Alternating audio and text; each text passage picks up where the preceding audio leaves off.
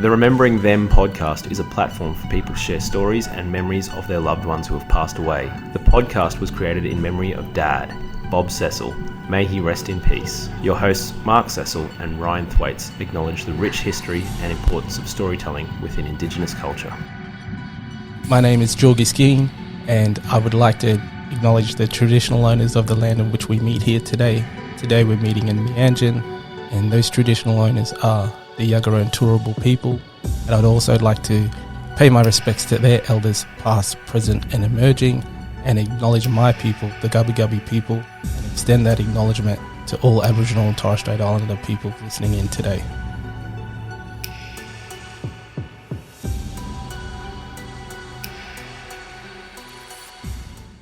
Good morning, Luke and Ryan. Welcome back to the podcast. Good morning, Luke and Mark. Welcome. Morning, listeners. Welcome. No welcome to Ryan and Mark from Luke. Noted. Exciting Everyone's been episode. welcomed. Exciting episode today, guys. ChatAP. We haven't done these ones for a while. Chat to a professional for people that haven't listened to this stream of episodes before. So we get someone that's working in the grief space to speak to us about their experience and how they're able to help people. Let's jump into the clues. Tough one today for you both, just to change it up. Oh, weird. Because Ryan's so good at these. It is tough because it's a town, and I'm pretty sure it's a town you both have heard of. But let's see. 4 clues today. Clue number 1. The town has a play along at home, as always, everyone else, and I hope you get this before these two. Clue number 1, the town has a famous history of lace making, with local lace factories operating in the 18th and 19th centuries. That's all you get. Did you say lace? Lace. Or lace?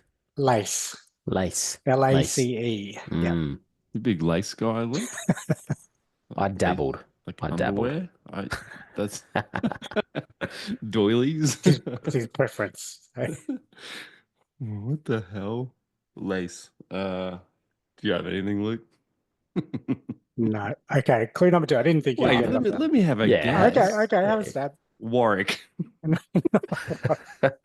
Not bad. Warwick in Western Queensland for our No, international listeners.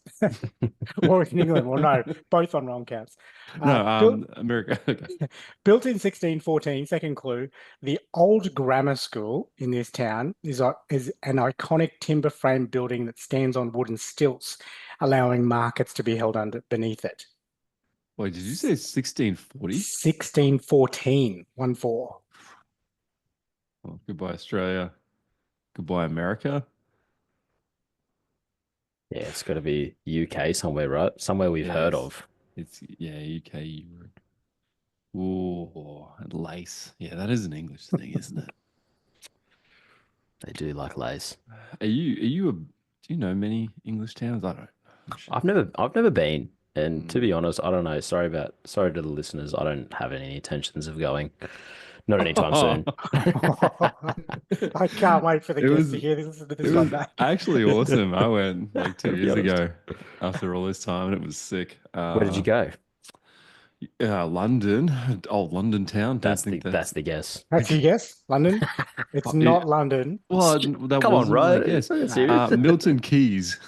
Neither of those. Yeah. Clue number 3. This town boasts a rich history of commerce, over 800 years, in fact, with markets and shops serving the community for centuries. That narrows it down. What about Brighton? Not Brighton. Okay. Leicester. 4th and final clue. This town has been a centre for markets since 1203, serving a wide agricultural area. That just jumps on the back of the other clue. That's not a real clue. Sorry. Do better with these clues. Clue number 5. All right, it's a town. Lancaster. You both have heard of this. No, not Lancaster. I tried to drop little breadcrumbs throughout the clues. We are, in fact, in Market Harbour. Yep, I've never heard of it. Yes, you both have. You're going to kick yourself yeah. in it. So Market Harbour is in Leicestershire, England, known for its rich cultural heritage and scenic surroundings near the River Welland. Ryan, you definitely have heard of this. In 2000, Market Harbour was named one of the best places to live in the UK by the Times.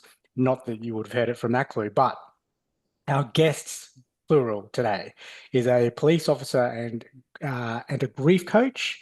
Sorry, he is a police officer. She is a grief coach. We recently had him on for his sister Marie, and we also spoke to our female guest about her dad Larry, mum Sally, and son-in-law Jack. Do you know who we're talking about? Obviously, Luke does. We've recently spoken to Darren. We're speaking to Darren Archer and Lisa Heacock from Market Harbour in Leicestershire, England. Damn. Okay. I'm just gonna say I'm pretty sure I guessed Leicester. Did I not say Leicester? Leicestershire, so no, Leicestershire, Leicester's wrong. Leicester, whatever. You, Either way, whatever, you're not going there anyway. So. yeah, I don't want to. I don't care. I don't care. So for the I was listeners right. at home, you would not know this, but I had to put in a dummy calendar invite for the guys. So I sent a separate one to Darren and Lisa, so the boys wouldn't see it and guess. And I sent you guys. I think the dummy name was David and Linda Heacher.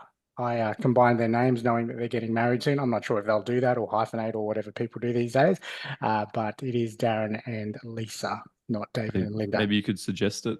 Maybe. As an option. Yeah. Let's bring them in. Looking forward to this chat, TAP, with Darren and Lisa. Can I record mine as well? Mark, request record. Is this me? Oh, yes. Yep. Yeah, I'll just record the 4-screen thing. Okay. Yep. All right, cool. Done. Welcome back to the podcast to our friends from Market Harbour in England, Lisa and Darren. Hi, thanks so much for having us. Good to see you both. Thank you. Darren, we've spoke to you recently. Lisa, it's been a hot minute, or not a hot minute, a hot 2 years. We just said off camera. That's gone very, very quickly. Very quickly. One of the first episodes, actually, you're in the top 20. I think it was episode 20 that we had you on. So it's great to have you both back from a chat to a professional perspective this time. So we wanted to get you both back because you're both doing different work in the grief space. So really speak to you there on that level. So if you'd like to, Darren, we touched on it with yours for those that have listened recently, but maybe if you want to start about the work that you do, and Lisa, we know us following you, but the listeners might not know the wonderful work you do in the grief space as a coach. Okay, so at the moment I'm still a police officer, but I've got a year and a half before I retire. So I'm looking to do similar to what Lisa's doing, got in life coaching, but mine's going to be different. So mine will be parental alienation and also suicide. And at the minute I've started a walk and talk group for men with mental health problems locally, which has just started to take off. I've only done 2 so far. So it's obviously building momentum. So yeah, that's where I'm at the moment, but it's all good stuff and learning a lot from this lady. She's a big inspiration for me. I paid him to say that. No, she didn't. No, it's good to see what Lisa does because I'm picking up on all the qualities, and obviously coming from a policing background, it's as much as you are dealing with people on a general basis, but it's mainly the arresting the bad people, but not looking into the deeper meaning of why they've done what they've done, which I think a lot of the younger police officers coming through now are dealing with that. The history of why people breaking the law and going down, taking drugs and stuff. So there's a lot more deeper meaning into policing than it used to be, which is good. It's how it should be. So yes, it's all good stuff. And Lisa, what about yourself? I guess we touched on it in your episodes and the work that you were doing, but and I guess on the back of your life experiences. Yes, yeah. So as we talked in the first podcast, I talked about the 12 losses of loved ones in the 22-month period, which obviously changed the trajectory of my life. I worked in corporate. And then I trained to be a life coach. And when I was going through the course, it was quite easy to pick a niche in life coaching, in action taking, taking action to create a different life, more personal development stuff. But there was this nagging sense of like grief. And I was like, are there even grief coaches? Is that even a thing? And I thought, am I ready? Am I healed enough? Is this an area that I even want to go down? But for me, it just felt like this was a calling, that the experiences that I had, the lived experience, not only that, but also the education then, it was kind of a no-brainer in that sense. So that's what I do. I kind of have the two branches where I have the life coaching and the grief coaching. So someone might come to me for grief coaching, but what ends up happening organically is it turns into life coaching. After they've processed and they're working through their grief, they start going, now what? And that's when we kind of go into the life coaching part. And the other part, someone comes for personal development, they're feeling stuck, they're unhappy. As we start to kind of work through things, sometimes grief comes up. So actually, it is like a married couple. It goes hand in hand, actually, life and death and any type of loss. So that's a lot of what I do. That makes a lot of sense. I guess from the outside looking in, you would think, okay, I'm not quote unquote over it, or I've worked through this difficult part. What's next? But I guess from my perspective, without talking to you and taking in what you've just said, you'd think, well, once I've worked through the grief, then I'm okay, thanks very much, and I'll move on. But as you said, what's next? Because life does go on. Yes. And as they start to kind of process the grief, like you said, you don't get over it. It's not something that you get over. It's kind of working through, learning new tools, and when, it hits you, what to do, and also just really creating space for people to say, you're not crazy, you're not broken, you're grieving, and just really validating their feelings. When you do that, it's amazing to see their face. It's almost like this huge weight, and then all of a sudden they just take this deep breath, like, oh, I'm not crazy. And so as they do that, then they start going, right, okay, well, I don't really feel guilty in living either. And there is this part of, can you be joyful and still grieving, and all of those questions. My question for you would be around what do people, or what should people look for in a good grief coach, and even for yourself, Darren, in the work that you're starting to do, just with men, opening up and being able to talk about themselves. How do they make that first? Because I'd imagine that's the toughest part, is reaching out and making that first step. Do you want to go first? No, you go. Yeah. Okay. Well, I personally feel, and this is me coming from my perspective, that when I was going through counselling, it never worked for me going through the normal route with CBT, cognitive behaviour therapy, where someone just sits and nods and writes a few things down. I was more of, I'd want to speak to someone that's gone through it myself. So with this walk and talk, it's more of the people that are turning up for it. We've all got problems or had problems that we're working through.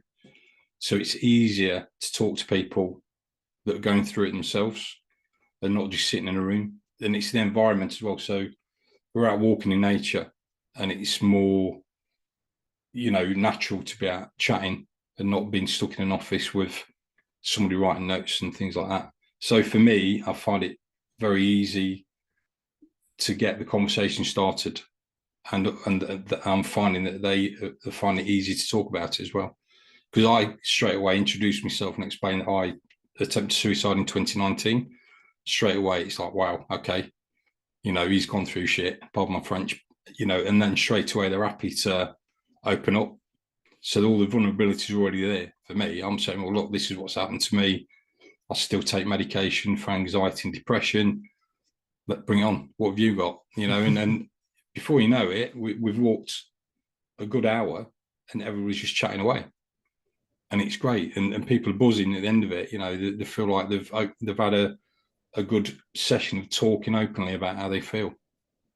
And it gives me a buzz thinking that I'm actually helping local people to hear the problems. So I'm absolutely loving it. And it's definitely helping me as well, to be fair. I guess it's definitely a barrier to entry in terms of therapy when you actually have to like book somebody. You have no idea who they are, never seen them.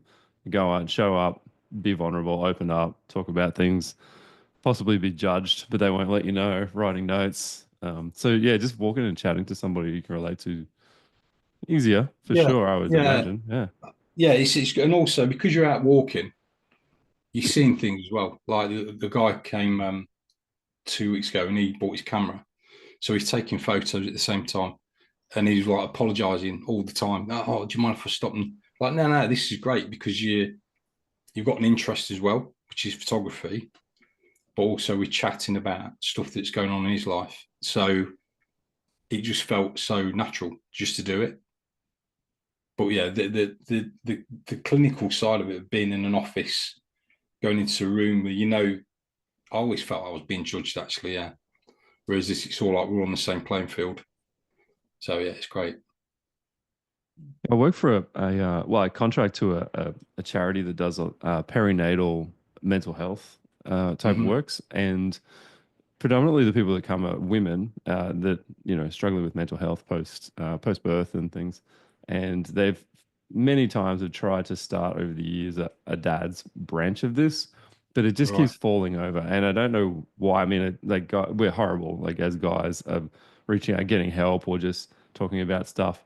But I think possibly their problem as well is they haven't had the right guy in the position that's relatable or just friendly or something. Every time I meet the guy, I'm like, I don't think this is the guy because they've got to have experience in all these different things, but also be relatable.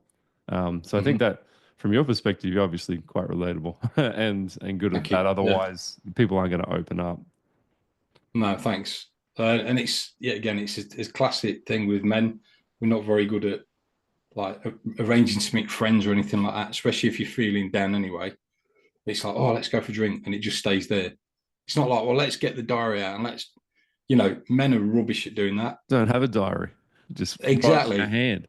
Exactly. So what I thought was, if I did it the middle of the month and at the end of the month, it's an open date. Like, and it's the same place for now, so people can just turn up. And yet again, there's no anxiety. It's like, oh, you've let me down. You're not turning up. If you want to turn up, turn up. If you don't, you don't. But at least it's a set time on a Saturday morning, the second week of the month and the end of the month. So it seems to be working. I literally forgot the question. Yeah, So I was going to just repeat it, just say. Yeah, so, Lisa, I do talk a lot. Sorry. No, it's excellent. So, Lisa, what should people look for? What's the first step they should take when engaging with yourself or another grief coach? I think the main thing is connection. That is going to be the very first thing. So, I'm not going to be for everybody. Everybody's not going to be for me. So I think getting on a call and seeing if there is that energy, there is that connection there, and you can quite quickly tell if there is. And so for me, that is really, really crucial, is that especially when like what Darren was saying, we do Zoom calls. You want to make sure that they are engaged and that they are connected. So the coach needs to be grounded and connected. I've talked to a lot of people who have said that they would come to me because of my own experience. So there's this level of vulnerability in sharing on social media or being on stage or on a podcast and sharing my story, so that they think, okay, I mean, I haven't gone through exactly what she's gone through, but I'm sure that she can relate to me because I've had some significant losses. And so I think connection is really the key. Not many people say, well, what's your certification and accreditation and what school did you go? I mean, most people don't actually care, or ever. I've never had anyone ask me that.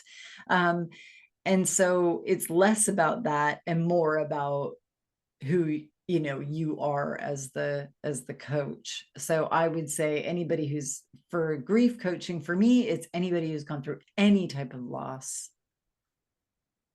That makes so much sense, and probably in many fields, because I find that even in and I say this to other people coming through financial services, no one has ever asked what my qualifications are. I've got them there, but you have those people that will go out and study and get every certification they can and be, and even in different fields. But really, it comes down to that.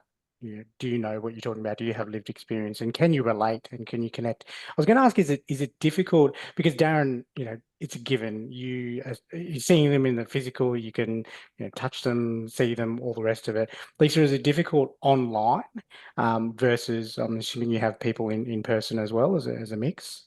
I don't see any clients in person. I sit in my office here, all are on Zoom, across the world. So the beauty of being able to do that is you can reach more people. And no, I've not felt, and none of the clients have ever really felt like there's a disconnect. So in some ways, it's almost, some feel more comfortable because they're, they might be in their dressing gown, like sipping their tea at home in the comfort of their own home, that it's almost like there's this protection. They don't have to travel anywhere. So in some ways, I think it's even more powerful. If somebody that was local wanted to see me face to face, there's different offices that I can rent space in if I needed, but it's just never, ever, not once come up. Possibly more difficult for you, Darren, to do that. Maybe they could dial in virtually. Well, this is nature. We'll find a tree and sit under that. You mentioned before that it's certainly helped you personally, Darren. Have you found that, Lisa, as well? Because I know that, I don't want to speak for Ryan here, but we often speak about this off camera, that it's, selfishly, even this podcast has helped us, dealing with our own grief. And I think that was probably a big reason why we started it. Yeah, we don't even release these episodes. They're just we just personally. I've never heard one. I've never heard one episode. I don't even think it exists. They're not even out there. Yeah, these people bug us all the time. Where's my episode coming out? Ryan and I just soon. Yeah, real soon. Yeah. Just set it on for 7 and just for the fun of it. Yeah. Absolutely. I think there is that level of, as you share your story, I always say, like, you're sharing your story from a scar, not the wound, not that gaping wound, that saying. And it's so true. So when you're sharing your story, it is from a place, you're further down the road than the person that you're seeing, but it's not like you've arrived. And what I found is some people, if we're doing the grief work, they'll say something and I'll think, ooh, yeah, yes, I need to go away and do that thing that they just said they're going to do, So, and, I think there is this, it is when you give back, you get something in return. Like, it just is, it is really, really powerful. So there's been times where I might have a heavy session. I've learned how to ground myself. I've learned how to not carry their pain, especially if you're an empath.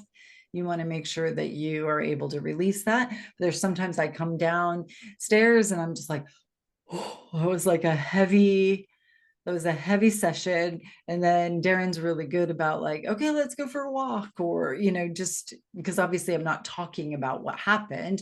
We just then go for a walk or something to kind of shake off that.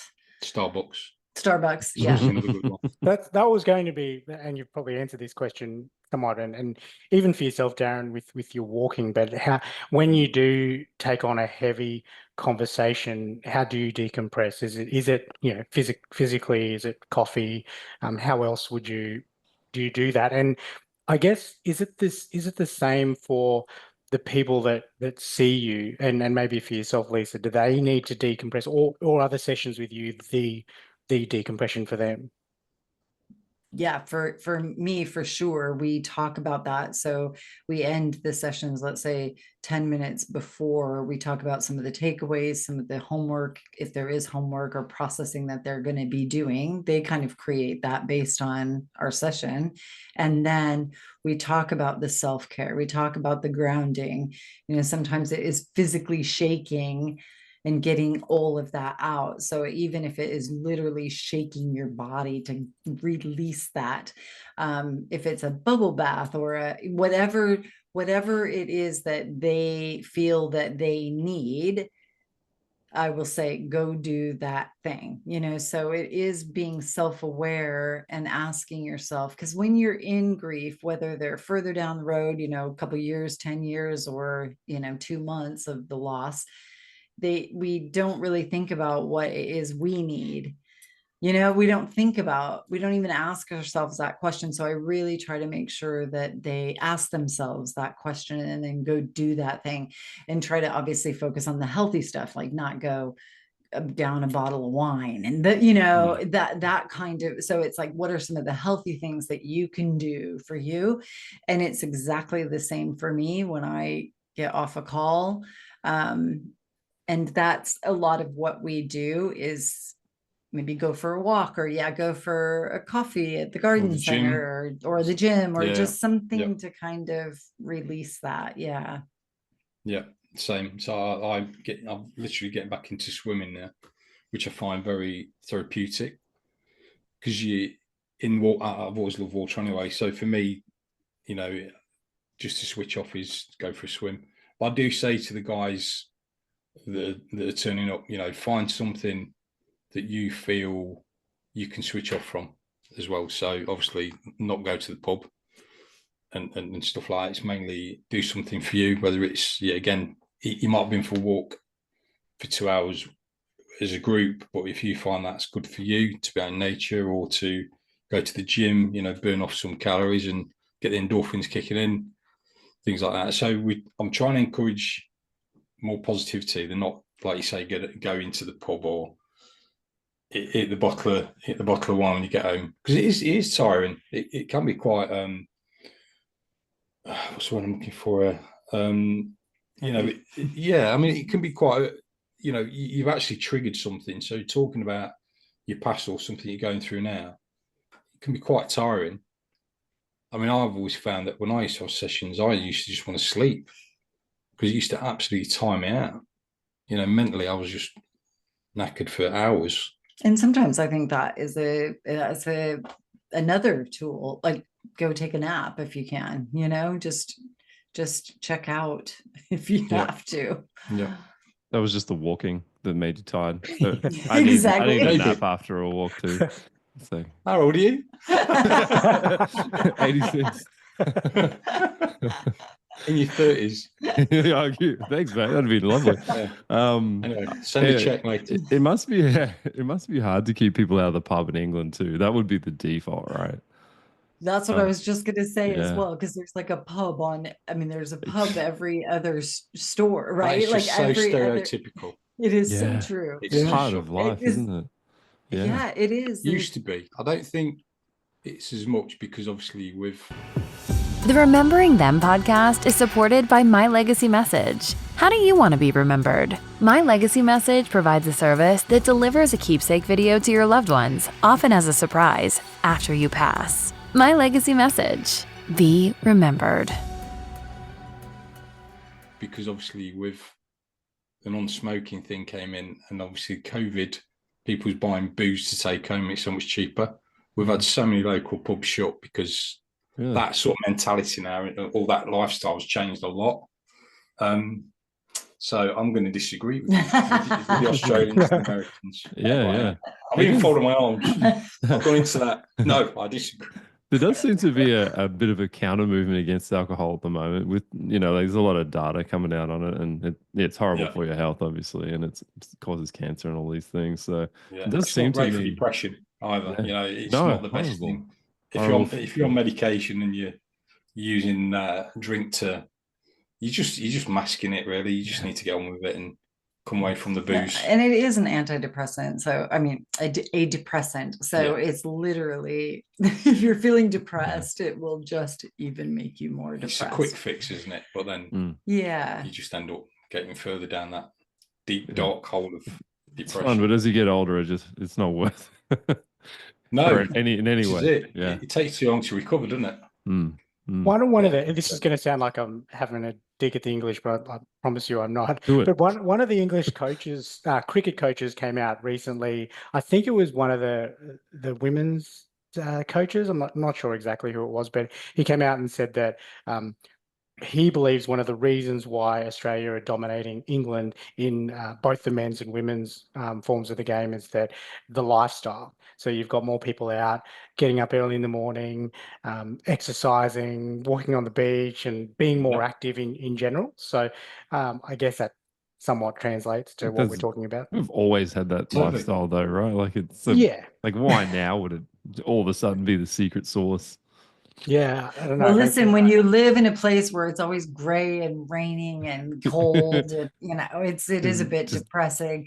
When we were in Egypt, and it was like 33 degrees every day, and we were like, this is so great. I was more like, it's way too hot for ginger. Do you know what I mean? Put me in the shade. I can't remember where you're from, Lisa, in the States. I feel like you're like from Washington State, but I am very good memory. Okay. 2 years on, and look at that, you remembered. Mark did too. Seattle. Well done. Yeah, cool. Interesting. Yeah. I don't know. I just had you attached to that part. Too. Yeah. So you've just gone from one rainy climate to another. I know. I know. I thought I was coming to they said I was coming to an island. I thought like tropical island, and it's England, and it's raining. Are the days and like the same length roughly too, like with the amount of sun you get, or is it a little bit shorter in England? No, I think it's about the same. I think it is. Yeah, cool. Blue skies today. It was great. Yeah, it's just the people just talk differently. There you go. Yeah, and then we've got another 6 of grey. We get one blue day and about 6 grey days. No result of depression in England. The 1 week I went to England, it was sunny the whole time. It was incredible. I was like, you probably brought it with you. That's the thing. Yeah, thanks. Yeah. Thing is, when it is sunny and beautiful here, there's no place like it. It's incredible. It is really beautiful. Yeah. But hitting on that as well, obviously the SAD, which is the seasonal disorder. I mean, that's classic in England. There's so much of it because it's just great for so long. Yeah. So there's a lot of that about. So what are some of those, and when you've touched on some of them with swimming, and Lisa, you mentioned it as well with whether it's a bubble bath, a nap, or going for a walk or gym or whatever.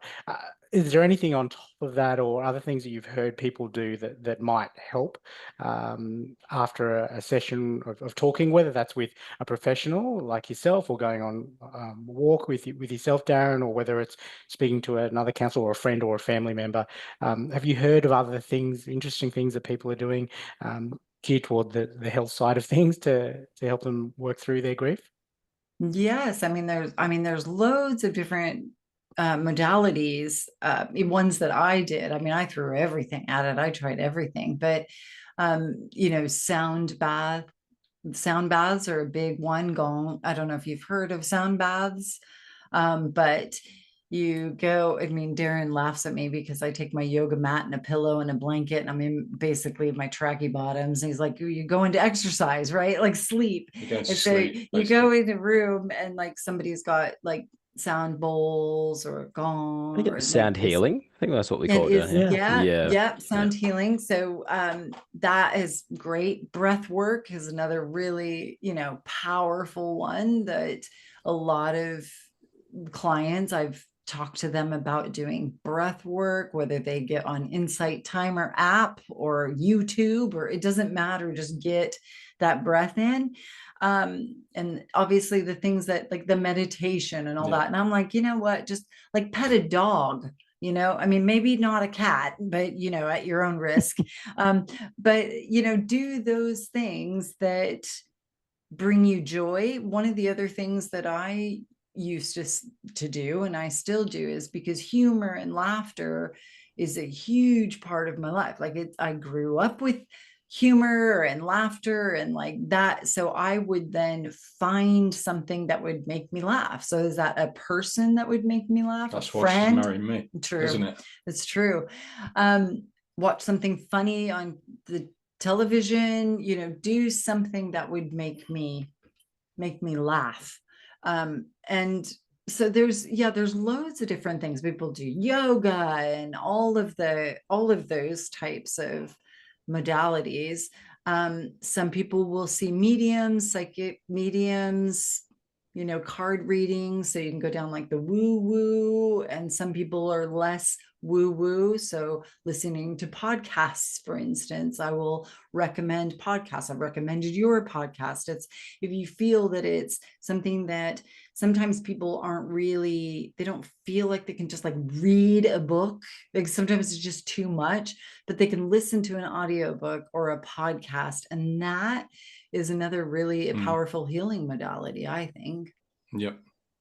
Do you think there's also there's almost a placebo effect in a way? If you think it's going to help, do you think it Exactly. will help?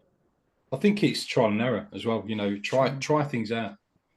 You know, like you might be a musician. Obviously, you know, Ryan's got plenty of guitars in the background there, and these things like that. Not symbolic of my ability, that's for sure. They're not strings, they're fake. Yeah. Basically, try and find something you can tap into that you enjoy doing that takes your mind off the negative stuff. So it could be, you know, that single thing that you do on your own, or even if it's 5-side football or whatever floats your boat. But try different things out, and eventually you'll find something that you really relate to. Yeah, that was going to be my question, was that all of these things that we've talked about, like what do they have in common? I think Luke kind of hit on it. It's just like keeping you occupied in a direction or doing something, right? Like that's kind of keeping you busy, would you say? Yeah, exactly. Keeping your mind off it, you know, having a bird on your shoulder or something that's gonna, you know, keep your mind focused. Pretending to be podcasters. Yeah, podcast. That's a really weird thing to say, man. I just needed to say that I'm dreading that you're going to put your head back and then, you know, feathers everywhere. I've had this bird for 19 years. I'm pretty sure. I can sense what she's doing. Yeah, I know what she's up to. Yeah. So it's all about, you know, being focused away from the negative stuff. Yeah. Because I found that when I was at the darkest part of depression, I needed somebody to say to me, look, you need to do things. And obviously that's the worst part of depression, because you don't want to listen to anybody. You don't want to communicate with anybody. And this is why these sort of podcasts, if you can get your headphones in and listen to people and learn from other people's downfall, if you like, and don't get to that stage yourself.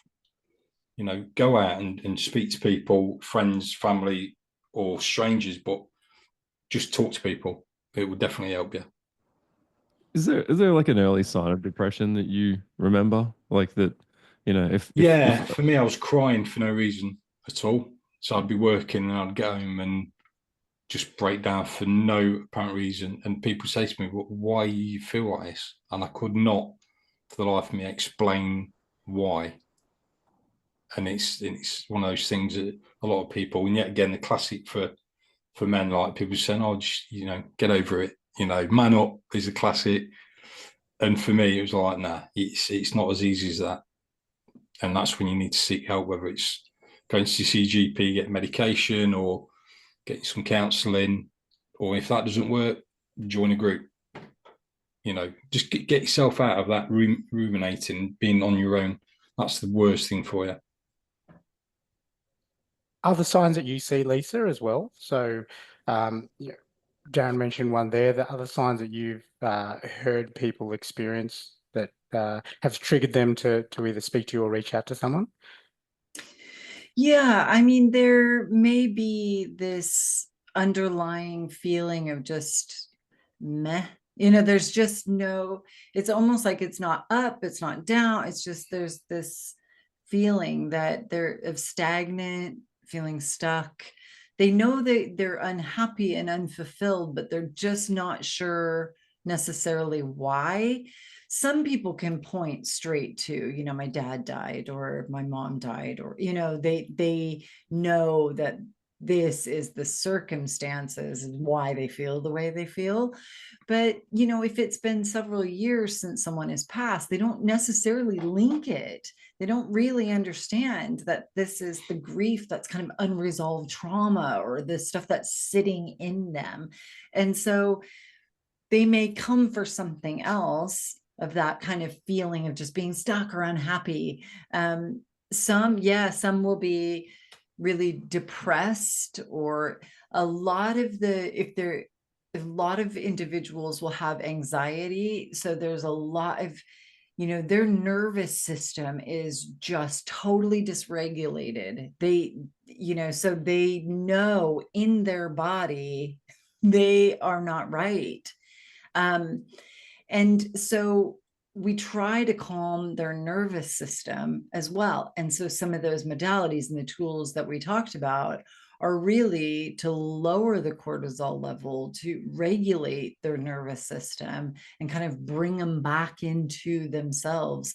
So that's a huge part, especially when you're dealing with grief and trauma, is to then try to calm your nervous system, release some of that cortisol. And that's why, like, exercise with the endorphins is like replacing that. That is really, really important. But I would say it is a multitude of different reasons, but the majority of the people that I see, they just are unhappy in their job and unhappy in their life and unhappy, and they just don't know fully why until. Yeah. What are some of the myths or misconceptions about engaging with a grief/life coach? And even for yourself, Darren, what are the misconceptions with joining a group like you're starting? Well, there's a misconception.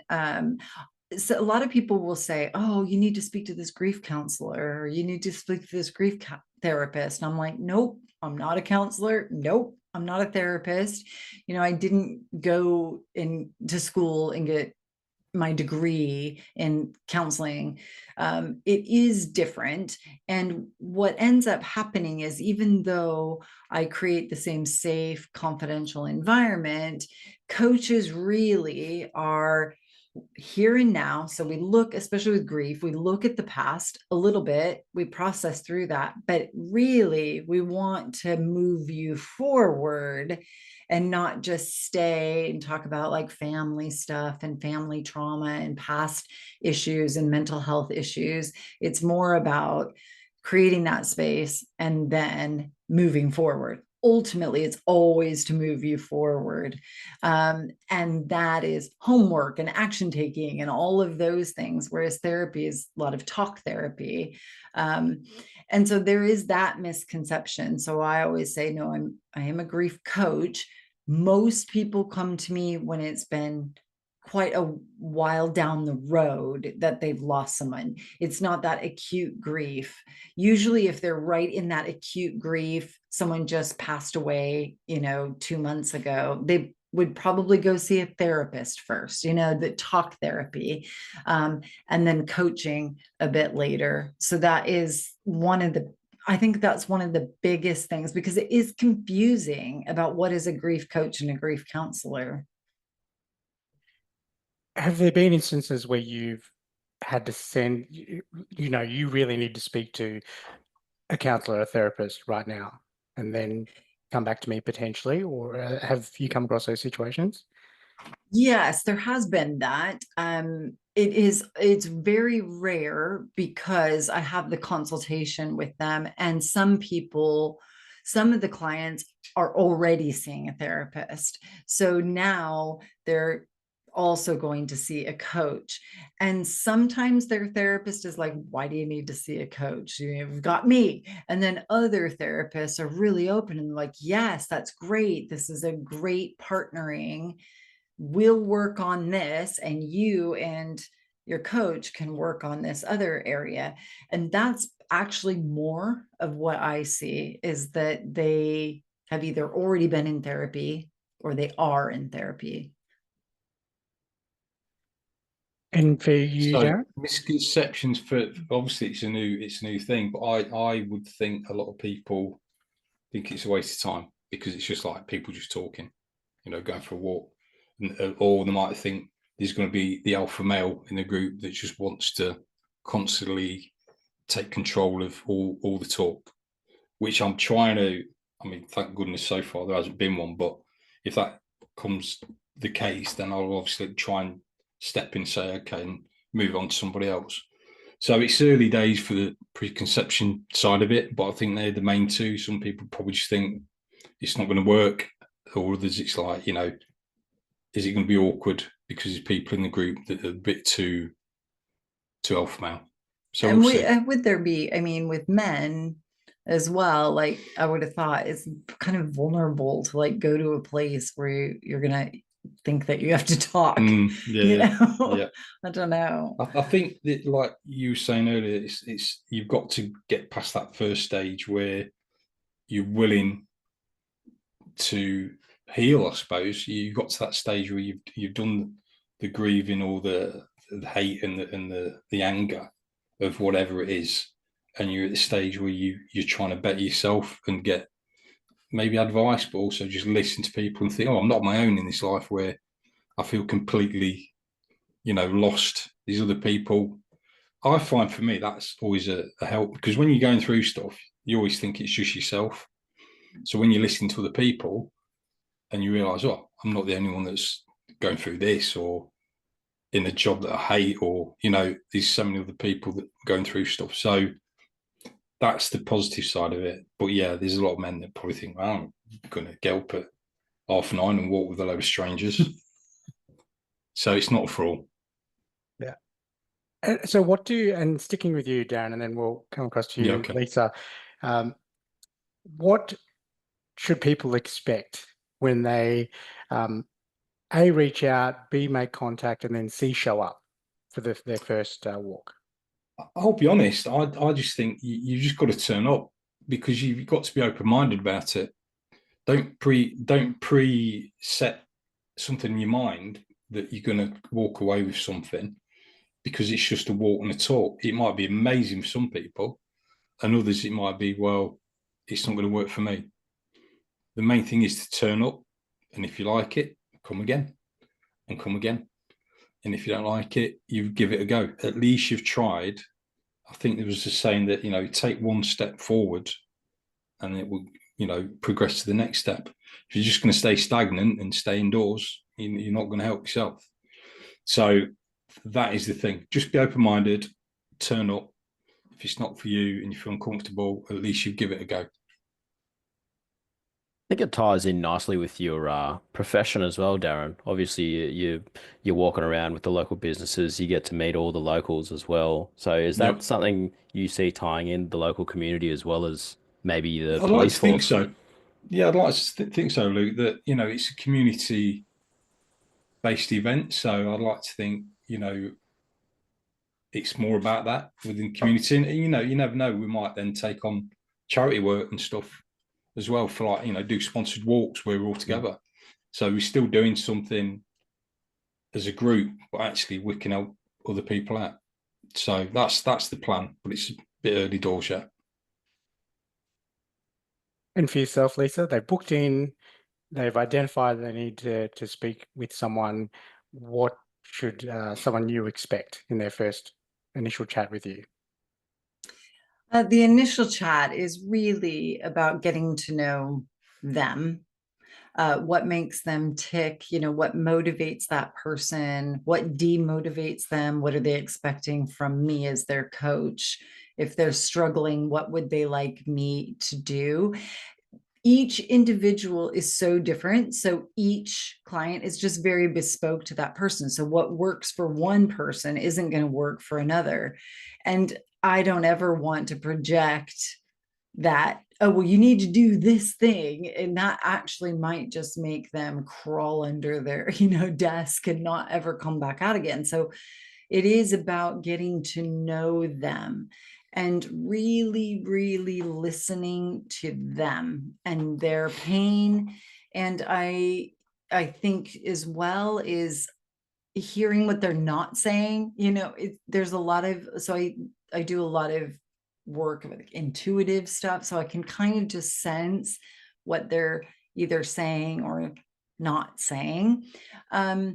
And really what they can expect is me not to push them into places that they are not ready to go. So I might see that carrot dangling and I can see it and I just want to grab it and eat this carrot, but they don't own it. It's not theirs. And so what I want to do is to ask the right questions, get them to be thinking, so that eventually in this process, the curtain opens, they see the carrot themselves and like, aha, and then they grab the carrot. And that means that they own their healing, they own their experience. And I haven't like shoved it in, down their throat, or I haven't like made them go to a place that they're just not ready to go yet. So really what they can expect is a lot of safety and a lot of support. Well summarized. Last question for you both for this part of the podcast. How do people find you? So Darren, maybe over to you. How do they find you? How do they get involved? So there's a local Facebook page, and it's literally called Men's Walk and Talk Market Harborough. And that's how they can get through. For me, I mean, obviously I'm a newbie at this, so I haven't got anything else bar this Facebook page. And obviously because the work I did, we wasn't allowed to have media, like Facebook and all the rest of it. So this is a new one for me. So that's at the moment they can get in touch. I also plug it on the local radio station as well, which is Harborough FM. So, and they kindly put it on there a week before we go for the walk. And one of the guys that came last week, he's not on Facebook either, and he heard it on the radio. So it's slowly getting out there. So fingers crossed there'll be more people. And Lisa, for yourself?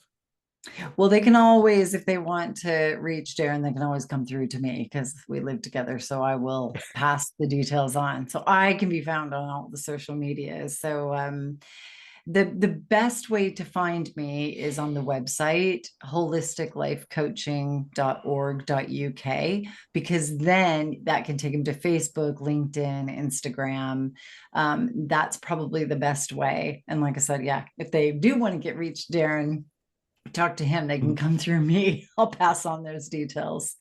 And if they're looking for either of you, then they can come through us as well. If that's not that we have a huge reach, but then we can send them your way. And if you want to get in touch with us, you can come through me, and then I'll send to you. Yeah, they go to Luke, then to Mark, then to, I don't know, Mary Sue. Just don't email us because it might take a while to get back to you. Or you can just meet Darren in the park on Saturday. Yeah, exactly. Yeah. That's probably the easiest. We've made it way too complicated. But to simplify things, we will link everything in the podcast notes, and they'll find you, I'm sure.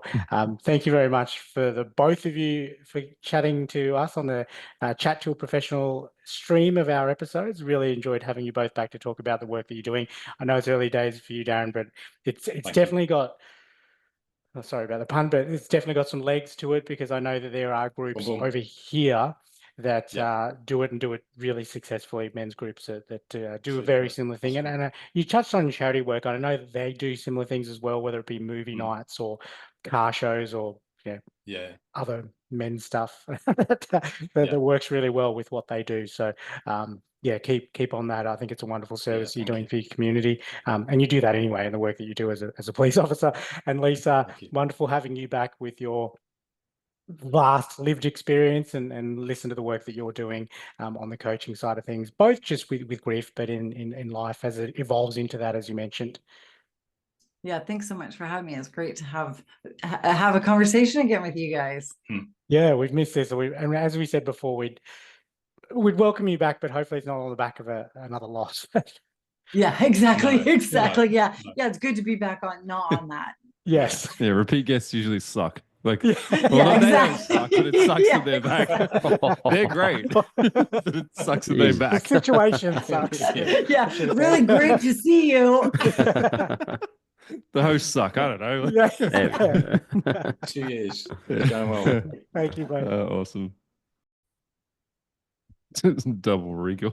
Yeah. Thank you both for sticking around for the Patreon chat.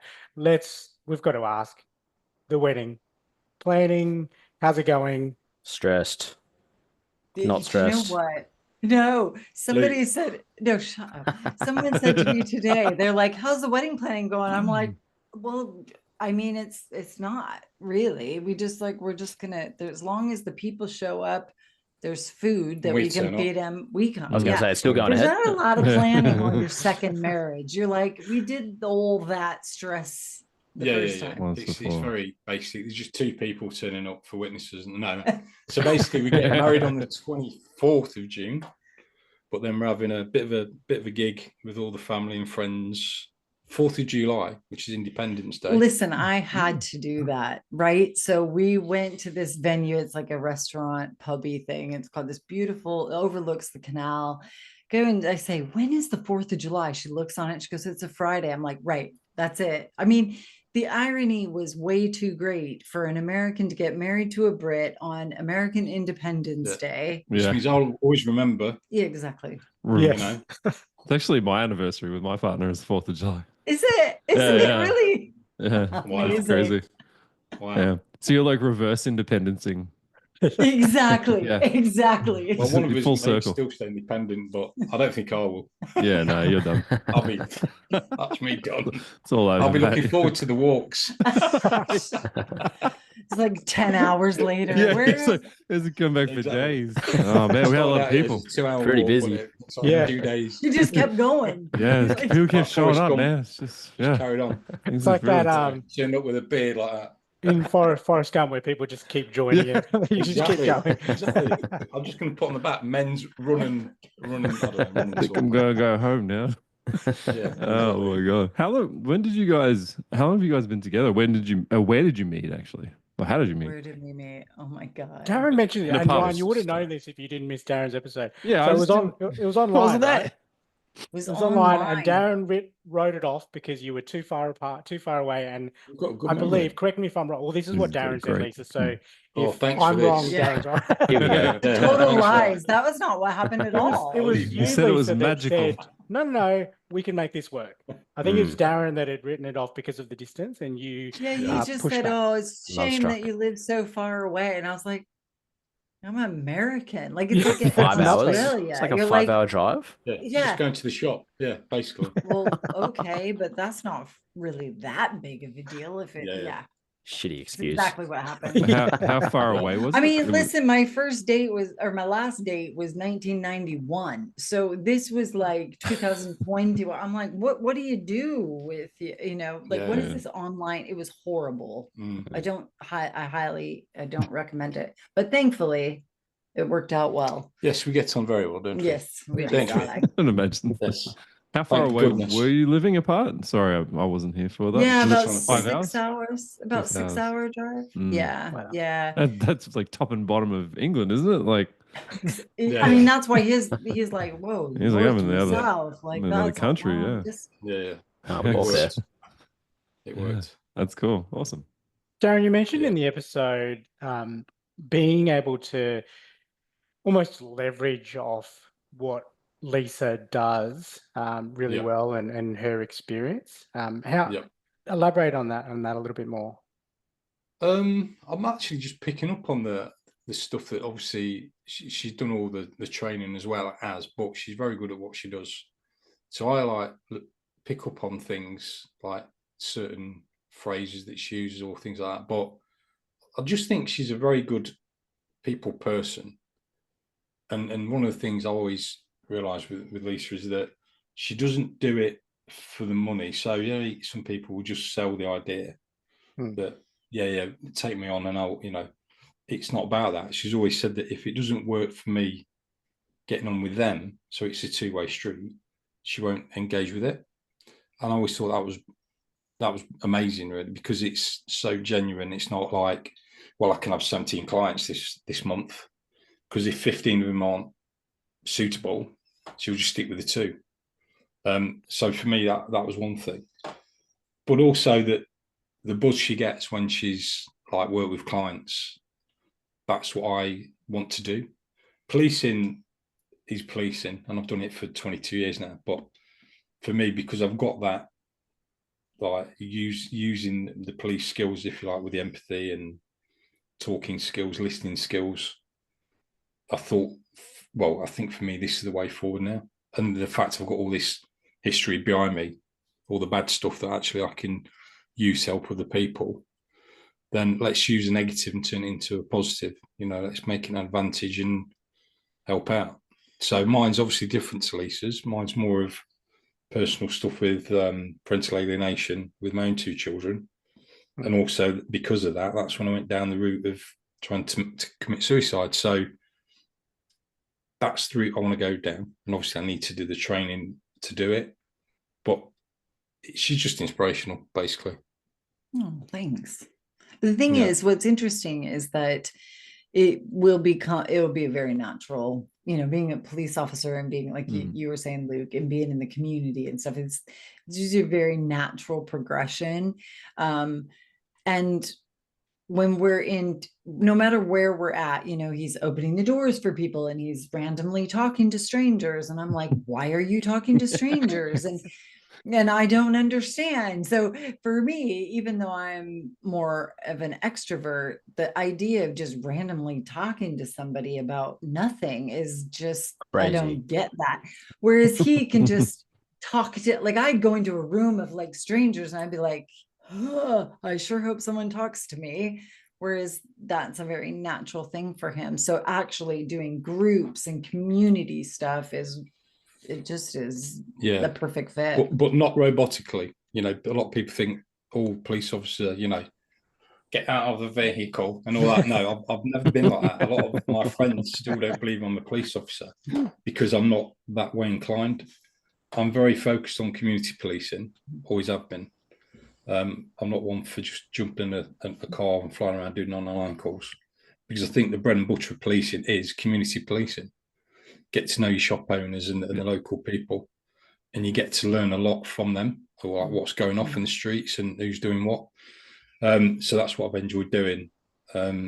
So yeah, I've always been out and going. You know, perhaps it's because I'm from the north of England, and I'll chat to anybody and everybody, and get to know if it's sitting on a train or waiting for a bus or whatever. I'll just talk to people.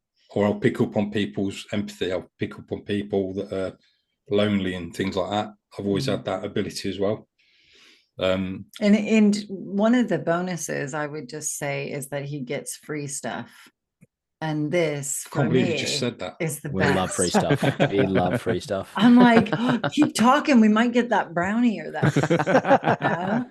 Yeah. Or upgrades it on holiday. Yes, upgrades to amazing rooms on holidays. Yeah. It's true. It happens. I'm like, you do your thing. Yeah. Have you ever got the plane upgrade, the business class upgrade, or even the exit seats? I've never tried that one. This is a big thing I want to do with my partner, but we want to run around and fake our proposal. So we get free, so we get free stuff. Yeah. I've seen videos that actually work. Honeymoon suite. Yes. Yeah. The difference is, Luke, Darren's actually a police officer. So it's no. Is he? He's just stretching the truth a little for next year. He's milking it a little harder.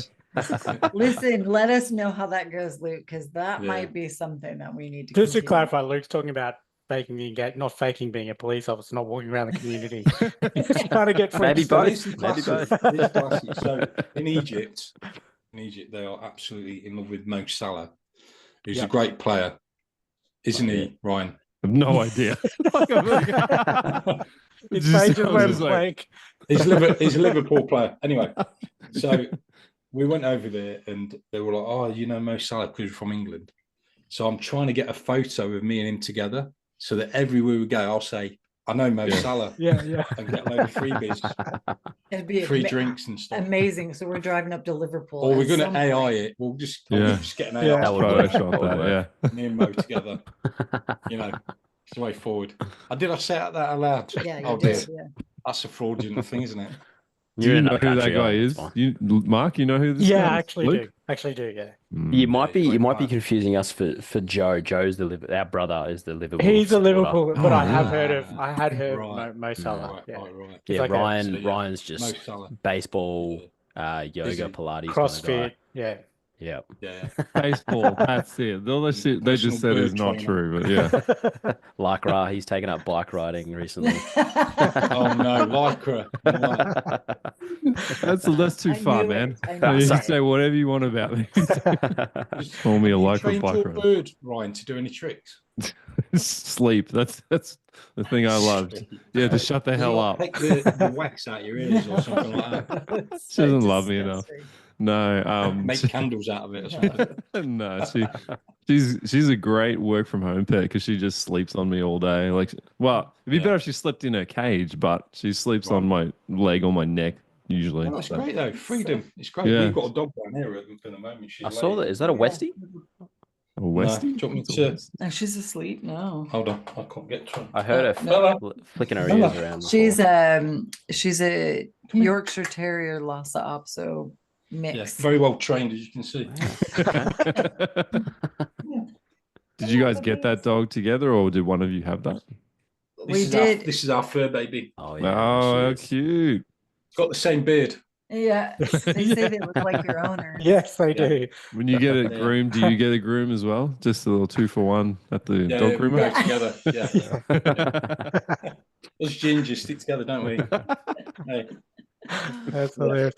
Darren, what's not that there's an end goal, but what's your hope with the group that you started?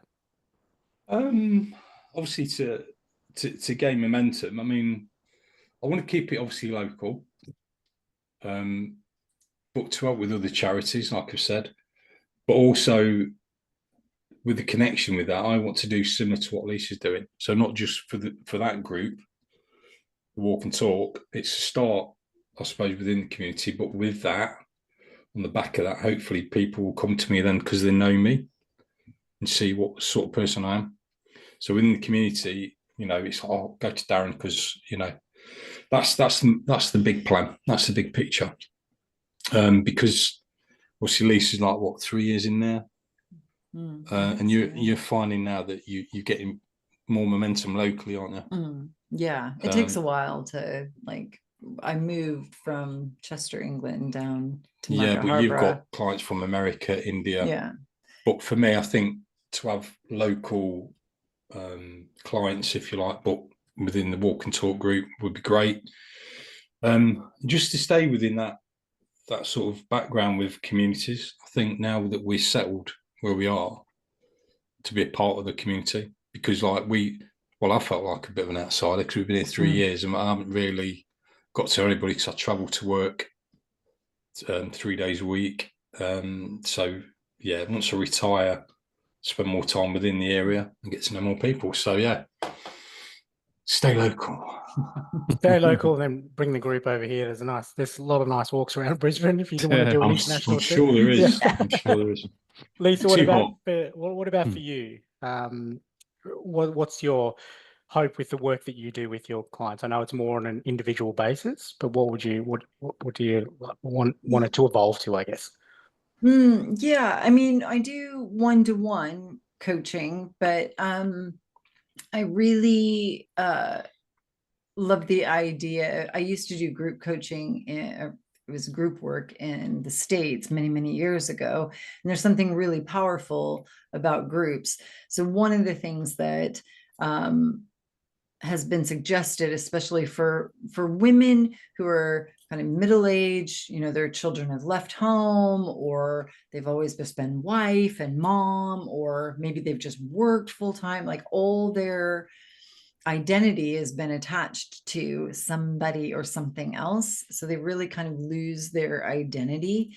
And so creating a group, I've been talking with women about creating a group for women who do feel that sense of loss. So there's grief and all that, but really trying to figure out who they are, what they want, what's holding them back, and then kicking out those roadblocks.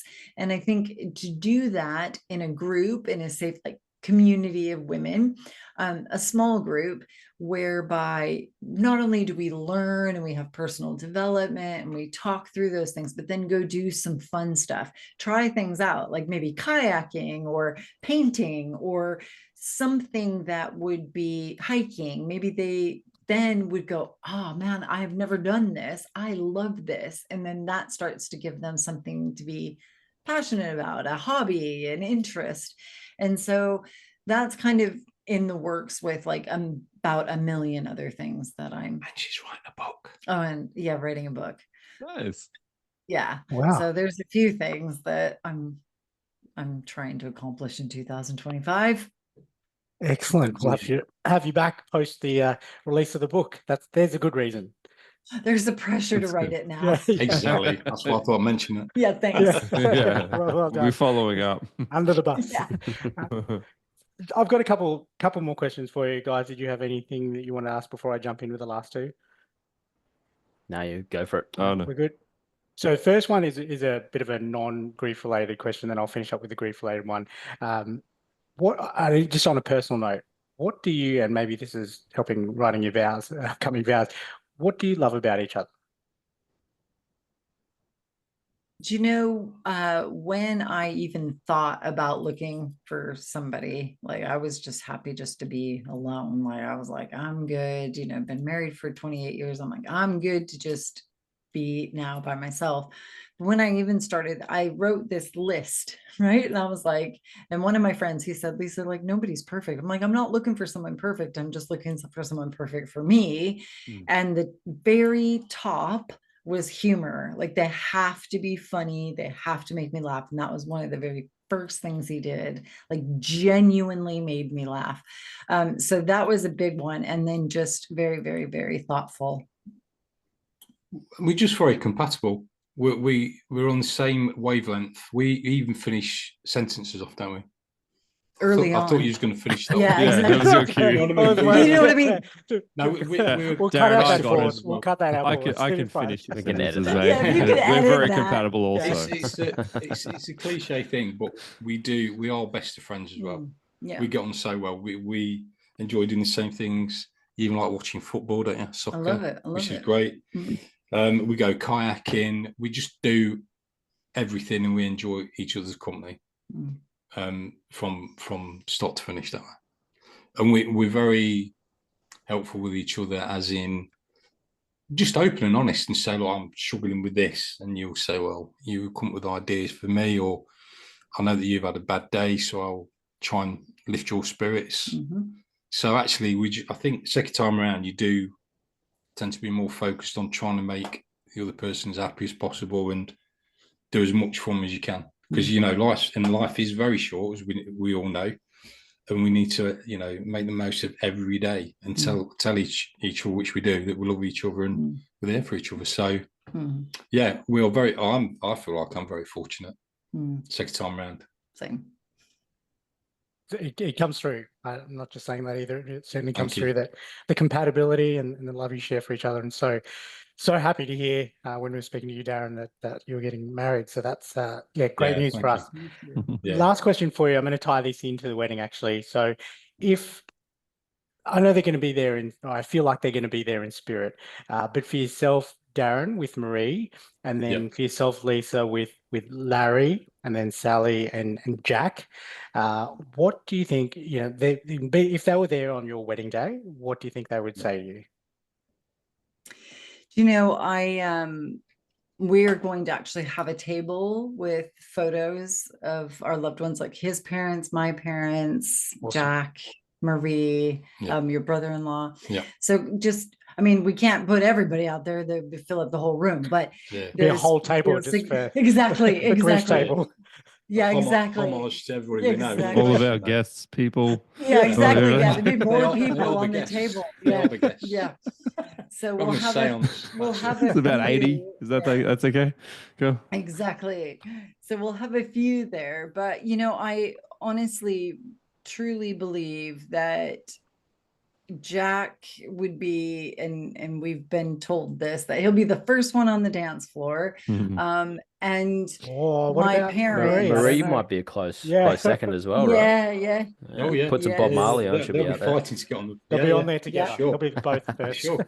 equal first. exactly. It's going to be a very happy event, and I'm sure that they'll be there watching over us No to doubt. celebrate. No doubt. And I feel Yeah. like my parents would be just really, really happy that I'm happy, because that's all they've ever, that's all you ever want for your children. If you're a good parent, that's all you ever want. And so Did you just tell know they'll be Mark the happy. fact that you lived on Faulkner? Mm-mm.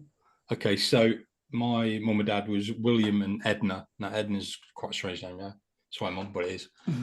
So when I first met Lisa, she was on Faulkner Street, and the two other streets was William Street and Edna Street. Now, is that weird? That's crazy. I was right in the That's middle, crazy. and he was Yeah. like, "Oh my God, that's my parents' Yeah. name." I know, if it wasn't meant to be, then Oh Yeah. my God. Yeah, so strange. So Too much of a strange. coincidence. Yeah. Wow. Yeah, Yeah, yeah. There's massive. all these kind of crazy signs. Yeah. So yeah. So they'll be watching us and having a drink up there, probably. yep. No doubt. Well, I look forward to the invites coming through, but if we don't, we look You're forward to welcome. hearing- It's a short I'll tell trip you what, over. we'll take the laptop and you can sit there. We'll be on the Live grief. stream. We'll No, be you on the can- grief table. Who are these weird guys? Yeah. I was going to say that, Mark. I thought, no, better not. But no, we can put you on the table. Yeah. You can be at the top table. Surrounded by friends. Well, we've heard all about him, so I feel like Exactly. we'll know Exactly. familiar. The guys on the table over there are really weird looking. There's a guy with a parrot on his shoulder. Whatever bird it is, I don't know. Yeah. Sorry. I'm not, Seagull. is he in the entertainment? Yeah. Yeah, we couldn't afford a band. Actually, we can't afford a band, so Yeah. maybe you could pick up one of your guitars and start We've playing. got two for us. singers. No, a no one wants guitarist, that. and You don't want bird. that, yeah. Oh, these guys have never heard me play. And they're like, you don't want that. Marie, let me tell you, You- Marie and Jack would not hit the dance floor. Luke, can you sing? Oh, yeah, Not- great. not- I can sing amazingly. It's just As- no one as else. well as can. Ryan Ryan can play sing. the Ryan can guitar. sing as You know, well. we can have two lead singers, a guitarist, and a bird. I hope you like Creed. I'm big into Creed at the moment. Yeah. So. Creed's good. Creed's good. Sorted. Yes, please. Yeah. Suitable for weddings. Yeah, perfect. This podcast is ending.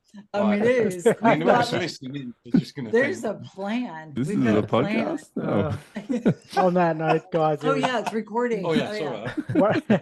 wonderful having you both on. Wonderful to finish on a laugh as we Exactly. I think we both did with your respective episodes. It's wonderful to see you both and as a couple combined, and to hear about the work that you're doing in the grief space. I know, as you said, Darren, early stages, but I think you're going to do fantastic things. Lisa, you're already doing fantastic things. Continue to do what you do, and yeah, we look forward to hearing all about it. Keep in touch. Yeah. Thanks, Thanks, guys. guys. Stay Thanks so safe. much. Congratulations, guys. Enjoy the sunshine. Congrats, guys. Oh, Come bloody, visit sometime. bloody hot today. Yeah, come over. Yeah, honeymoon. There you go. Done. Done. Yeah, I gotta go in a minute. Well, guys, that was Darren and Lisa from Market Harborough in England. Market Harbour. Great chat throughout, but then even, I mean, the Patreon is full of laughs. So hopefully our Patreon members have enjoyed that. And it's a nice little segue actually into our Patreon.